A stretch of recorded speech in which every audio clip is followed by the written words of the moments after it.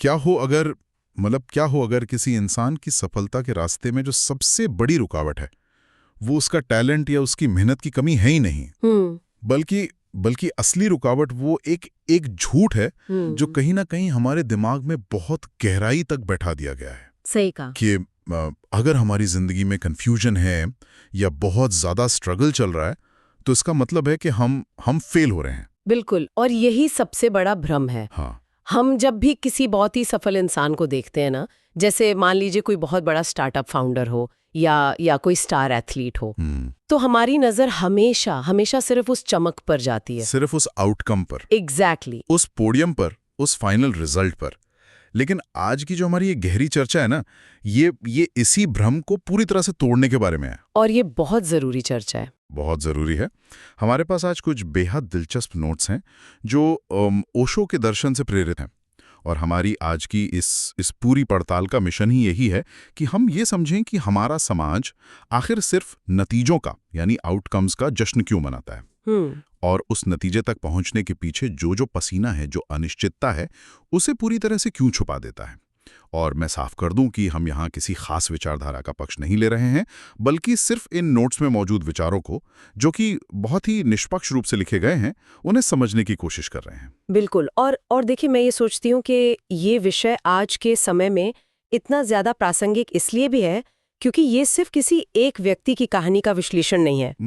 तो फिर क्या है? ये इस बात का एक आईना है कि हम एक समाज के रूप में मानसिक तौर पर किस तरह से प्रोग्राम हो चुके हैं। मतलब हमारी कंडीशनिंग कैसे हुई है? हाँ, हम एक ऐसी दुनिया में रह रहे हैं जहाँ हर कोई, मतलब लिटरली हर कोई, सिर्फ अंतिम परिणाम देखना चाहता है, पर उस भारी प्रक्रिया से, उस प्रोसेस से कोई नहीं गुजरना चाहता। मुझे लगता है कि ये जो समस्या है ना, ये हमारे सोचने के तरीके से शुरू होती है। कैसे?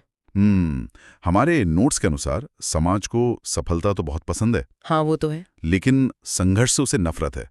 लोग बस वो जादुई कहानी सुनना चाहते हैं जहां सब कुछ अंत में एकदम परफेक्ट हो जाता है। एक सिंप्लीफाइड वर्जन। हाँ, लेकिन मैं यहाँ थोड़ा रुकना चाहता हूँ। ऐसा है क्यों? मेरा मतलब है, प्रेरणा की तलाश करना तो इंसान की फितरत है ना? बिल्कुल है। तो अगर हम किसी की सफलता देखकर प्रेरित हो रहे हैं तो इसमें इतनी बुराई क्या है? प्रेरणा चाहने में कोई बुराई नहीं है, लेकिन यहाँ जो साइकोलॉजिकल मैकेनिज्म काम कर रहा है ना, उसे समझना बहुत ज्यादा जरूरी है। अच्छा।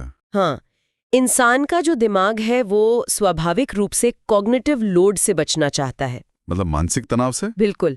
जब हम किसी सफलता की कहानी को उसके सबसे साफ और सरल रूप में देखते हैं तो हमारे दिमाग को एक तुरंत डोपामीन हिट मिलता है। अरे वाह, मतलब बिना मेहनत के खुशी। एग्जैक्टली। हमें बहुत अच्छा महसूस होता है, वो भी बिना किसी मानसिक मेहनत के।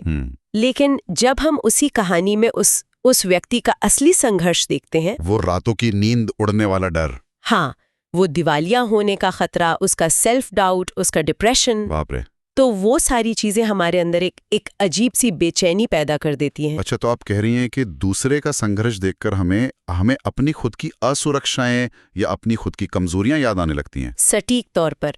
अगर हम इसे विकासवादी नजरिए से यानी एवोल्यूशनरी पर्सपेक्टिव से देखें तो अनिश्चितता का मतलब हमेशा से खतरा रहा है। सर्वाइवल का खतरा। हाँ, हमारा दिमाग अनिश्चितता से नफरत करता है। इसीलिए जब समाज किसी की कहानी सुनाता है तो वो उसमें से उस मेसी मिडिल को, यानी बीच के उस उलझे हुए और गंदे हिस्से को पूरी तरह से काट देता है। ओशो का वो जो दर्शन इन नोट्स में झलकता है, शायद वो यही है ना? हाँ, बिल्कुल।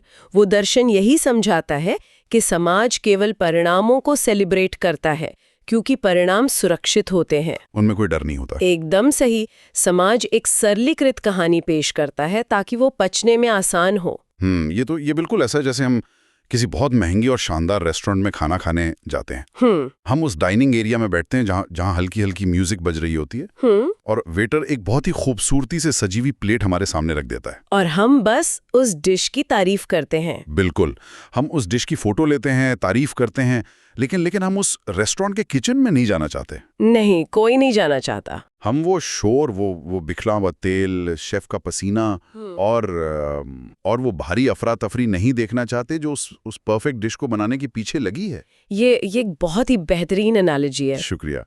सच में किचन का वो शोरगुल और वो अफरा तफरी ही असल वास्तविकता है। हाँ, और दिक्कत तब शुरू होती है जब जब जो लोग डाइनिंग एरिया में बैठे हैं ना, वे ये मानने लगते हैं कि खाना बिना किसी आग और पसीने के बस किसी जादू से सीधे प्लेट पर आ जाता है। मतलब संघर्ष को पूरी तरह इग्नोर कर देना। हाँ, जब समाज इस किचन के संघर्ष को पूरी तरह से छिपा देता है तो हम सफलता के रास्ते को एक सीधी रेखा मान बैठते हैं। और यहीं वो जगह है जहां से इंसान की हताशा की शुरुआत होती है। तो अगर हमारा दिमाग पहले से ही इस किचन की अफरा तफरी को या इस संघर्ष को नजरअंदाज करने के लिए प्रोग्राम्ड है, हाँ, तो जरा सोचिए आज के समय में क्या हो रहा है। आप तकनीक की बात कर रहे हैं ना? बिल्कुल। हमारे हाथ में 24 घंटे एक ऐसी डिवाइस है जो इस समस्या को 10 गुना नहीं बल्कि 1000 गुना बढ़ा रही है। Social media. हाँ, सोशल मीडिया। नोट्स में इस बात पर बहुत जोर दिया गया है कि तकनीक ने इस भ्रम को कैसे एक नई ऊंचाई पर पहुंचा दिया है। सोशल मीडिया ने असल में हमारी इस बायोलॉजिकल कमजोरी को, जो हमारा दिमाग आसान चीजें चाहता है, उसे पूरी तरह से हैक कर लिया है। सच में ये एक ऐसा मंच है जो सिर्फ और सिर्फ आउटकम्स प्रदर्शित करने के लिए डिजाइन किया गया है।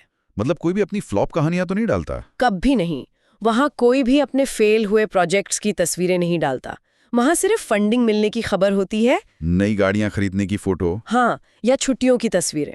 पर एक सवाल ये भी तो है कि क्या लोग जानबूझकर ऐसा कर रहे हैं? या फिर ये उस प्लेटफॉर्म का एल्गोरिदम ही ऐसा है जो सिर्फ परफेक्ट तस्वीरों को ही रिवॉर्ड करता है? देखिए, असल में दोनों बातें सच है। अच्छा। हाँ, एल्गोरिदम उसी कंटेंट को बढ़ावा देता है जिस पर लोग रिएक्ट करते हैं। और जैसा कि हमने पहले बात की, लोग सिर्फ उस साफ सुथरी प्रेरणादायक तस्वीर पर ही रिएक्ट करना चाहते हैं। तो ये एक साइकिल बन जाता है। बिल्कुल। और इसके नतीजे में एक एडिटेड रियलिटी यानी एक संपादित वास्तविकता जन्म लेती है। और ये बहुत खतरनाक है ना? जब कोई इंसान लगातार इस हाईलाइट रील को देखता है तो इसका दिमाग धीरे धीरे इसी भ्रम को असली दुनिया मान लेता है। ये बहुत डरावना है क्योंकि इसका जो मनोवैज्ञानिक प्रभाव पड़ता है वो किसी भी इंसान को अंदर से पूरी तरह खोखला कर सकता है। बिल्कुल कर सकता है। सोचिए, जब कोई व्यक्ति अपने खुद के स्ट्रगलिंग दौर में है, जब उसके पास शायद अगली ईएमआई भरने के पैसे नहीं है, जब उसका आइडिया बार बार रिजेक्ट हो रहा है और वो अचानक अपना फोन खोलता है और उसे लगता है कि दुनिया में बाकी हर कोई आगे बढ़ रहा है। एग्जैक्टली। उसे लगता है कि सिर्फ वही पीछे छूट गया है, बाकी सब खुश हैं। इसी को मनोविज्ञान में, साइकोलॉजी में अक्सर टर्मिनल यूनिकनेस का नाम दिया जाता है। टर्मिनल यूनिकनेस, ये क्या होता है? ये वो झूठा विश्वास है कि सिर्फ मेरी जिंदगी इतनी मुश्किल है, बाकी सबकी जिंदगी तो बहुत स्मूथ चल रही है। ओह, मतलब अपनी परेशानी को दुनिया की सबसे अनोखी परेशानी मान लेना। हाँ, और ये अदृश्य दबाव एक बहुत बहुत बड़ा बोझ बन जाता है। जब संघर्ष इस तरह से पूरी तरह छिप जाता है ना, तो दूसरों की सफलता एकदम परफेक्ट और जादुई लगने लगती है। तो क्या ये जो परफेक्ट सक्सेस का आइडिया है, ये असल में एक बहुत बड़ा ट्रैप है? पूरी तरह से एक ट्रैप है, क्योंकि मुझे लगता है कि आज के समय में डिप्रेशन या हताशा का सबसे बड़ा कारण ये नहीं है कि हम मेहनत नहीं कर रहे हैं। तो क्या है? बल्कि ये है कि हम अपने पर्दे के पीछे की सच्चाई की, अपने बिहाइंड द सीन्स की तुलना किसी और की हाईलाइट रील से कर रहे हैं। देखिए, तुलना हमेशा उसी चीज से होती है जो हमें दिखाई देती है। हाँ। और चूंकि हमें दूसरों का संघर्ष दिखाई ही नहीं देता, हम अपने संघर्ष को अपनी नाकामी मान लेते हैं। मतलब हम खुद को ही ब्लेम करने लगते हैं। हाँ, जब आप देखते हैं कि आपके साथ काम करने वाले किसी इंसान को प्रमोशन मिल गया, तो आपका दिमाग तुरंत कॉर्टिसोल नाम का स्ट्रेस हार्मोन रिलीज करता है। ओहो। आपको लगता है कि आप पीछे रह गए, लेकिन आप ये नहीं देख पाते कि उस प्रमोशन के लिए उसने कितने साल अपने परिवार से दूर रहकर काम किया है, या कितनी रातों की नींद खराब की है। बिल्कुल। ये बहुत गहरी बात है। हम अक्सर भूल जाते हैं कि हर किसी का अपना एक मेसी मिडल होता है, हमेशा होता है। लेकिन अब एक बड़ा सवाल ये उठता है कि इस जाल से बाहर कैसे निकला जाए। क्योंकि हम ये तो नहीं कर सकते ना कि पूरी दुनिया से कहें कि भैया आज से सोशल मीडिया पर अपने आंसुओं और अपनी विफलताओं का लाइव ब्रॉडकास्ट शुरू कर दो। नहीं, वो तो पॉसिबल ही नहीं है। कोई भी अपनी कमजोरियों का तमाशा नहीं बनाना चाहता। सच बात है, लेकिन हमें दुनिया को बदलने की जरूरत नहीं, हमें अपने नजरिए को बदलने की जरूरत है। अपने नजरिए को? हाँ। कैसे? हमारे नोट्स का जो सबसे महत्वपूर्ण हिस्सा है ना, वो इसी समाधान की ओर इशारा करता है। अच्छा। हमें इस स्ट्रगल को या इस संघर्ष को देखने का अपना नजरिया पूरी तरह से बदलना होगा। मतलब हम संघर्ष को गलत तरीके से देखते हैं। हाँ, आमतौर पर हम सोचते हैं कि संघर्ष एक तरह का टोल टैक्स है। टोल टैक्स, हाँ, जो हमें सफलता की मंजिल तक पहुंचने के लिए बस मजबूरी में चुकाना पड़ता है। हाँ बिल्कुल। हम तो यही सोचते हैं कि यार ये बुरा दौर है, बस किसी तरह से पार कर लो, फिर सब ठीक हो जाएगा। लेकिन हकीकत ये है कि संघर्ष कोई पोल टैक्स नहीं है। तो फिर क्या है? संघर्ष ही वो असल सड़क है जो इंसान का निर्माण करती है। वाह। इस यात्रा में जो विफलताएं मिलती हैं ना, वही हमें स्पष्टता देती हैं।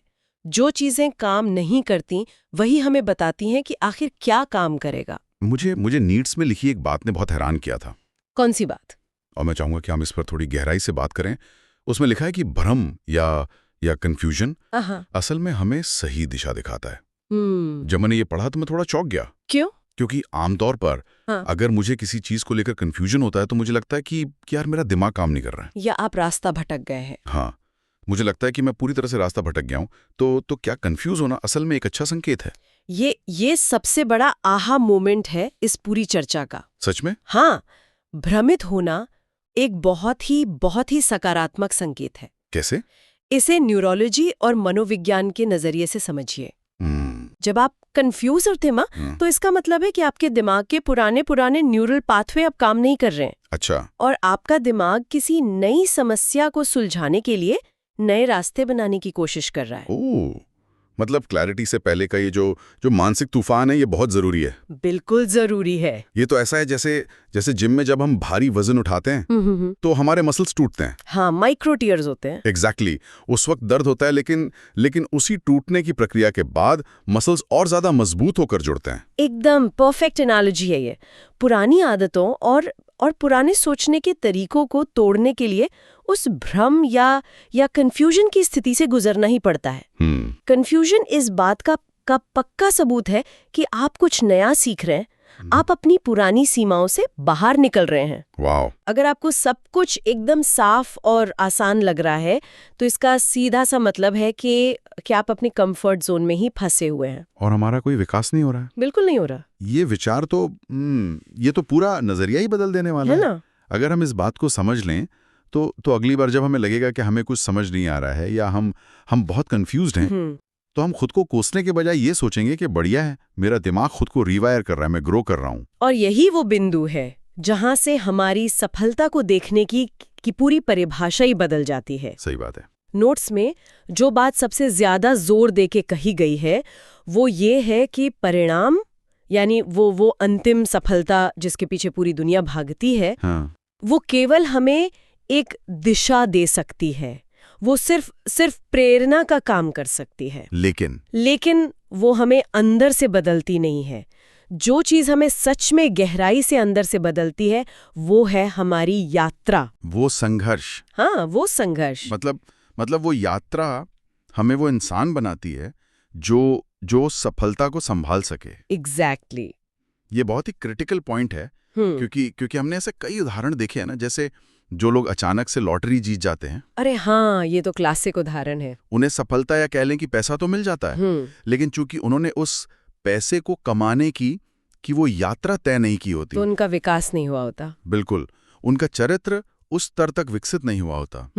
और नतीजा क्या होता है? कुछ ही सालों में वो वापस वहीं पहुंच जाते हैं जहां से उन्होंने शुरुआत की थी। हाँ, सब कुछ गंवा देते हैं। लॉटरी जीतने वालों का ये उदाहरण बिल्कुल सटीक है।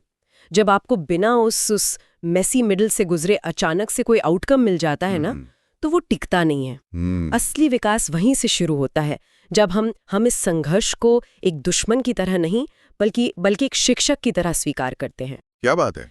जब आप अपनी सीमाओं को पार करते हैं, अपने डर का सामना करते हैं और अनिश्चितता के बावजूद कदम आगे बढ़ाते हैं, तो आप एक बिल्कुल नए इंसान में बदल जाते हैं। तो अगर हम आज की इस पूरी गहरी चर्चा के धागों को एक साथ समेटें, तो सबसे बड़ी सीख यही निकल कर आती है कि हमें सफलता की कहानियों को डिकोड करना सीखना होगा। बिल्कुल सीखना होगा, और हमें ये समझना होगा कि जो चमकदार तस्वीर हमें दिखाई जा रही है वो पूरी सच्चाई नहीं है, वो सिर्फ एक हिस्सा है। हाँ, वो सिर्फ रेस्टोरेंट का डाइनिंग एरिया है, पीछे एक बहुत ही व्यस्त और शोर शराबे वाला किचन। ये समझना ये समझना सिर्फ दूसरों को जज करने से बचने के लिए नहीं है, बल्कि अपने खुद के मानसिक स्वास्थ्य के लिए बहुत जरूरी है। सही बात है। जब हम अपनी खुद की प्रक्रिया का, अपने खुद के संघर्ष का सम्मान करना शुरू कर देते हैं, तो दूसरों से तुलना करने की वो जो हताशा है, वो अपने आप खत्म हो जाती है। जब हमें ये लगे कि यार सब कुछ बहुत मुश्किल हो रहा है, तो हमें ये याद रखना चाहिए कि हमारी ये यात्रा किसी और के फाइनल रिजल्ट से कंपेयर नहीं की जा सकती। बिल्कुल नहीं की जा सकती। हो सकता है हम अपनी किताब के दूसरे चैप्टर पर हों और सामने वाला अपने 20वें चैप्टर पर। हाँ। दोनों की कोई तुलना ही नहीं है। और ये बात भी कभी नहीं भूलनी चाहिए कि जिस इंसान का वो शानदार 20वां चैप्टर हम आज देख रहे हैं, जब वो खुद अपने दूसरे चैप्टर पर था, तो उसकी जिंदगी भी उतनी अस्त-व्यस्त, भ्रमित और डरावनी थी जितनी आज किसी और की हो सकती है। बस फर्क इतना है कि उसने उस दौर की तस्वीर इंटरनेट पर नहीं डाली। एग्जैक्टली। उसने बस शो ऑफ नहीं किया। बिल्कुल। अब जैसे जैसे हम आज की इस पड़ताल को खत्म कर रहे हैं, हाँ। मेरे दिमाग में एक ऐसा सवाल आ रहा है जिसने मुझे सच में गहराई से सोचने पर मजबूर कर दिया है। बताइए। देखिए, हमने बात की कि कैसे समाज सिर्फ नतीजों का जश्न मनाता है, हाँ। और कैसे हमें इस भ्रम को तोड़कर उस प्रक्रिया, उस प्रोसेस का सम्मान करना चाहिए। हमने ये भी माना कि वो संघर्ष ही है जो असल में हमारे चरित्र का निर्माण करता है, और असली विकास उसी यात्रा में छुपा है। बिल्कुल 100%। तो अगर ऐसा है, अगर संघर्ष ही वो भट्टी है जो हमें सोने की तरह निखारती है, तो क्या सफलता का असली आनंद सच में उस मंजिल पर पहुंचने में है? ये एक बहुत ही दिलचस्प सवाल है। या फिर उस इंसान में पूरी तरह से बदल जाने में है जो हम उस सफर के दौरान बनते हैं? जरा इस बारे में सब लोग गहराई से सोचिए। क्या मंजिल पर पहुंचने के बाद जब सब कुछ हासिल हो जाता है, जब सब कुछ एकदम परफेक्ट हो जाता है, हाँ, तब क्या इंसान अपनी जिंदगी के उसी पुराने, थका देने वाले, उसी अनिश्चितता और कंफ्यूजन से भरे संघर्ष के दिनों को याद करके भावुक नहीं होता? होता है, बिल्कुल होता है। वे दिन जिन्हें वो कभी जल्द से जल्द खत्म कर देना चाहता था, क्या वही दिन उसकी जिंदगी के सबसे यादगार दिन नहीं बन जाते? ये सचमुच एक बहुत ही गहरा विचार है। अक्सर मंजिल पर पहुंचकर जब इंसान पीछे मुड़कर देखता है ना, तो लोग उस रास्ते को ही सबसे ज्यादा याद करते हैं जो सबसे ज्यादा उबड़-खाबड़ और कठिन था। सही कहा। क्योंकि उसी रास्ते ने उन्हें ये एहसास दिलाया था कि वे जिंदा है और लड़ रहे हैं। क्या बात है। तो शायद असली खजाना वो मेडल, वो बैंक बैलेंस या वो खूबसूरत पेंटिंग है ही नहीं। तो फिर क्या है? असली खजाना वे रंग और तेल से सने हुए वो गंदे हाथ हैं, जिन्होंने उस भारी अनिश्चितता के बीच आपको एक बेहतरीन कलाकार बना दिया। बहुत खूब कहा आपने। इसी विचार के साथ हम आज की इस गहरी चर्चा को यहीं विराम देते हैं। अगली बार जब आप कंफ्यूज्ड हो तो घबराइएगा मत। बस समझ लीजिएगा कि आपका दिमाग कुछ नया और बहुत ही बेहतरीन रचने की तैयारी कर रहा है। बिल्कुल। मिलते हैं अगली बार एक और नई पड़ताल के साथ।